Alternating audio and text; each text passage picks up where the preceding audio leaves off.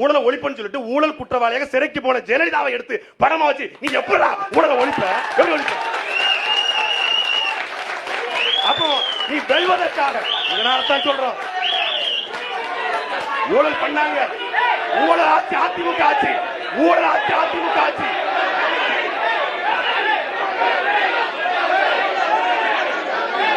அப்புறம் என்ன?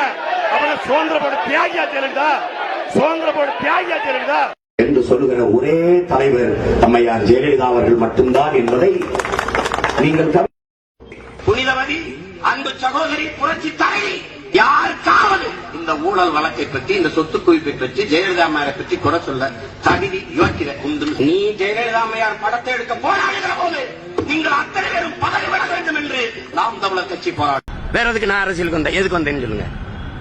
எதுக்கு வந்தேன்? அதையே வேண்டாம் நானும் கேக்குறேன். 15 வருஷமா டேரா போட்டுக்கிட்டு குறுக்கவும் நெடுக்கவும் அலைஞ்சிட்டு இருக்கிறியடா.